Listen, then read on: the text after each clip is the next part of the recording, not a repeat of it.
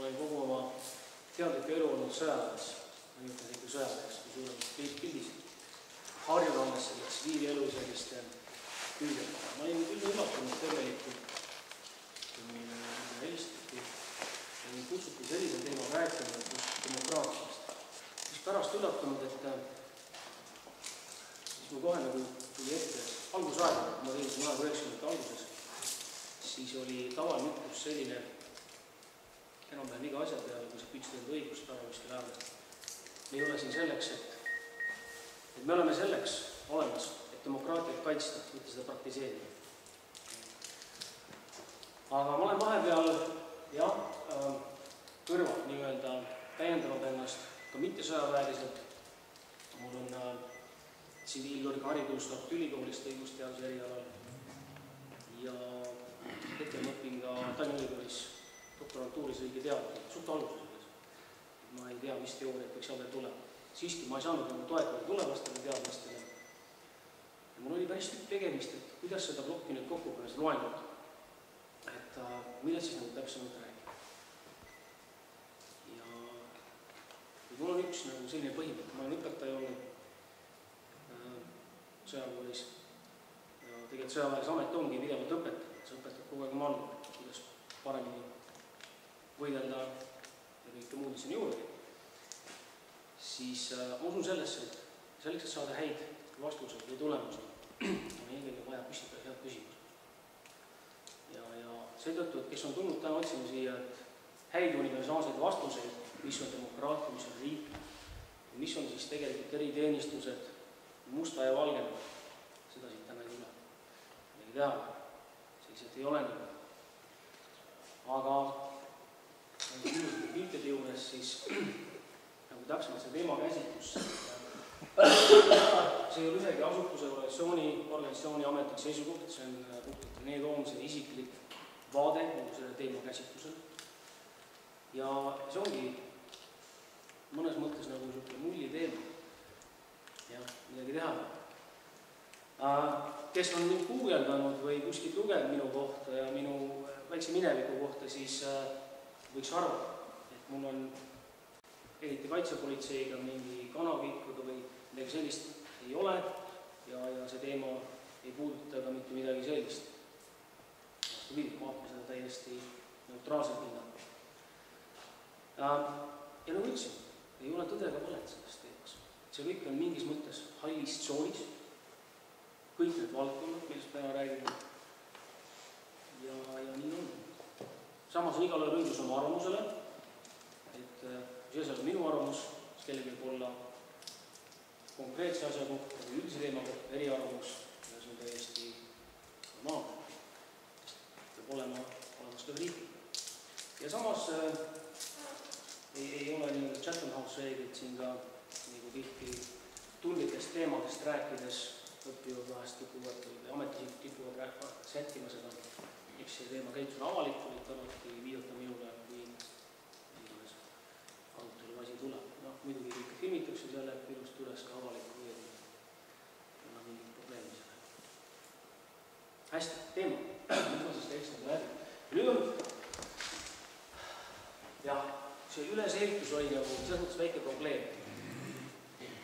Need on kõik väga suured teemad teoreetilised ja panna neid kokku suht lühikesse aega, siis tuleb paratamatult kuskile keskenduda. Seetõttu eriteenistustest ma ei kavatseks väga palju rääkida, mis on mujal maailmas nagu olemas. Need punktid on võib-olla kerged, aga vaataks, mis on nagu selle võimaliku probleemi olemus, nii selle plussid ja miinused. Dilemmad siis ka tegelikult. Ja peale mina seda näen. Alustame riigist. Riik on tihti sinna abstraktsioon. Riik räägime, et riik, me loeme uudiseid, siis me näeme tihti kodanikud siunavad riiki. Aga see on põhimõtteliselt natuke võib-olla vale käsitlus, sest riik ei ole mingi asi iseenesest kuskil neist ära. Klassikaliselt riik koosneb 3 komponendist. Territoorium, suveräänsus ja oma rahvas. Mis neist kõige olulisem? Ma ütlen ette ära, ma olen üsna interaktiivne.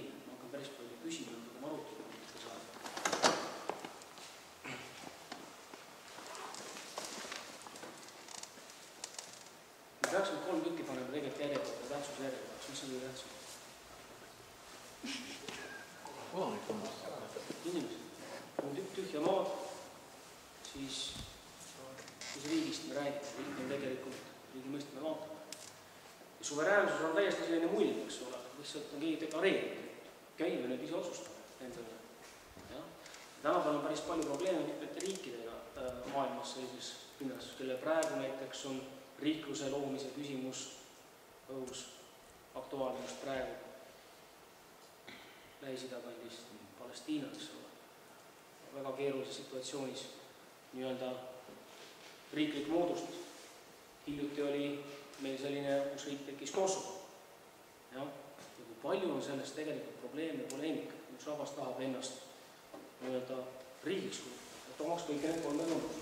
Muidugi on neljas, loomulikult, mis ei ole vähem tähtis, ongi see, et oleks rahvusvaheline tunnustatus olemas. Sest et sa võid ise hüüda küll, et ma olen riik ja keegi seda ei tunnusta, siis nii saa. Et selles mõttes 2008. aasta sõja järel oli siis Lõuna-Osseetia, kes ennast ka kuulutas iseseisvaks ja mõni riik teda ka tunnustas. Aga seda tegelikult on siis riik. Nende meelest nad on, naabrite meelest ülapõhjas nad ka on, meie meelest nad vist ei ole. Ei ole selgelt lugu selle asja. Kõik on kokkulepete küsimus.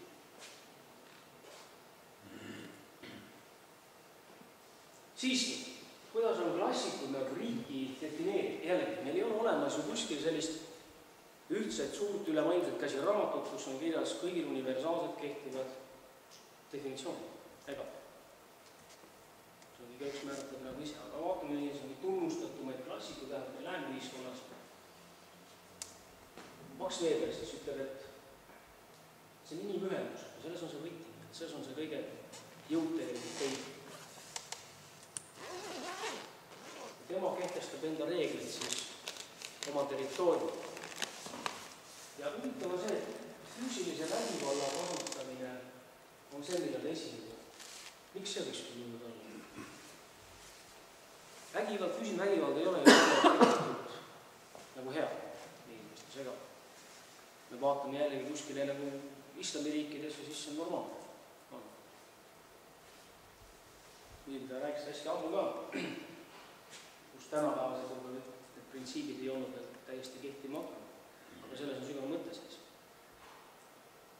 Vahele põikena üks filosoofiline selline küsimus. Inimene, riik koosneb kodanikust, rahvast. Rahvas ei ole ka abstraktsioon, rahvas koosneb inimestest, üksik indiviididest. Kas inimene oma loomult on hea või halb? Hea. On hea, nii ja naa, on veel arvamus. Sõltub milline inimene ja millises kultuuriruumis. Ja sõltub, kelle poolt vaadatud. Kas ole? Siin ei ole tegelikult sellist universaalset tõde olemas. Vaidleb vastu, inimene on oma olemuselt hea. Inimene on oma olemuselt hea. Ja seda arvasid ka natsid tegelikult Auschwitzi koonduslaagris, kes töötasid, eks ole. Nad oli oma loomult tegelikult täiesti hea. Ma mitte provotseerin praegu, mis ma tahan öelda, et inimese headust või halba kujundab kogu see keskkond täpselt, kus sees ta on. Ja kuidas me defineerime head või halba, see jälle sõltub sellest, kuidas see ülejäänud keskkond seda defineerib. Ja see kõik on ajas muuta. Me vaatame väiksed ilmingud veel siin mõne aja pärast. Võiks öelda, et tõenäoliselt on üsna suured ohumärgid sellele üldisele praegusele headuse suunale, nagu ütleme terves demokraatlikus maailmas. Aga olemuselt on ta hea. On küllalt teoreetikus edad, et ei ole hea, kus inimene on halb tegelikult. Inimesed on mitmes omadused. Sisemiselt on ta hea, teda võis vormida välisusega, sisemiselt on ta hea. Kaitab. Täiesti õigus oma arvamusega nõus. Vaatame peale. See mees on öelnud, minust väga hea see. Riik ongi inimeste looming, tema oma kodanikuna looming.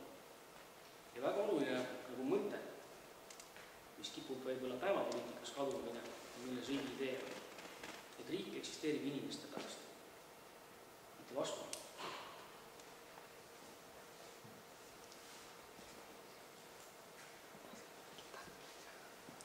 Ja veel kaugemast ajaloost üks mees, Kikerosest tegelikult teda hääldatakse õigesti, küsitakse nimetama sissekoht midagi sellist, põhjale keeles või ikka Kikerov. Ta ei ole mitte igasugune ühendus, aga ühiselt huviga lugupidamine tegelikult selle kokkulepitu vastu. Ta räägib kehtivast õigust, kuna ta oli jurist. See tähendab seda, et mingi reeglid on kokku lepitud, siis sellest peetakse kinni. Ja see on nüüd see headuse moment, me leppisime kokku, see on nüüd headus, me nüüd niimoodi käitume ja kõik peavad sellest kinni. Aga elu ei ole kahjuks musta vale. Aga milleks kõik üldse?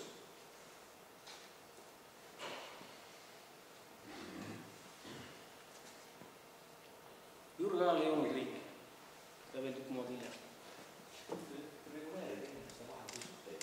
Kas selles on eesmärk iseenesest? Siis on vaja. Ehk siis on Selle grupi huvide kaitse. Me kaitseme tegelikult kas headuse ja halva eest. Halva eest. Ega kuskil on ikkagi halb inimene, kes tahab teha halba. Meie õppisime selle asi selge, klassi huvid olid. Klassi huvid. Pärast olid rahvushuvid, eks ole, rassi huvid. Aga võim on jälle peaks olema inimeste huvides. Tegid teatud süüke surnud ring selle asjaga, eks ole. Ja see ongi see õhuke jää tegelikult. Et mis siis selle riigi olemus ennast on?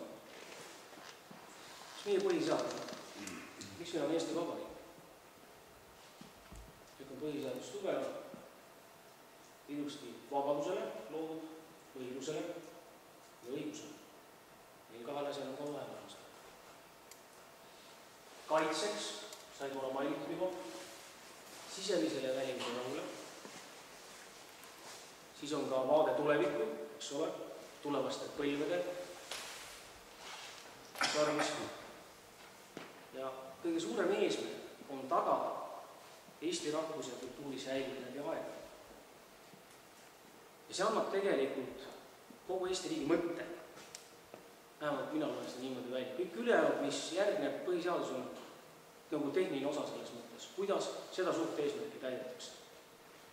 Kas olete nagu nõus? Kas on nagu ülim eesmärk? Ja see ongi see, mis sätestab selle põhiseaduse mõtte, millest paljud juristid räägivad. Põhiseaduse normid ja siis on ka põhiseaduse mõte. Kuskile kirjas põhiseaduse mõte on see. Selle võiks leida siin. Aga mis on siis demokraatia? Kõik teame, et vanad targad kreeklased selle mõiste kunagi lõid ja rahva võim.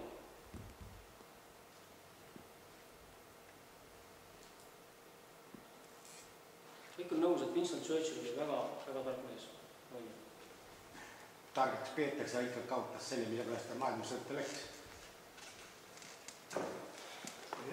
Jaa, mulle. Aga ta on väga huvitav asja. Ta pidanud demokraatiat kõige halvemaks valitsemisvormiks. Ja ta on ainus. Ta toob ka välja selle, et kahjuks paremat ei ole välja mõelda.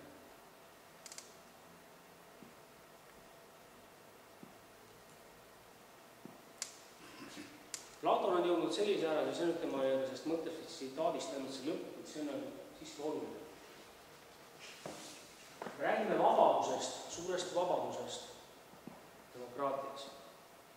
Siis Platoni väitel liiga palju vabadust tegelikult ei ole jälle hea. Kuskil peab olema see piir, selle vabaduse.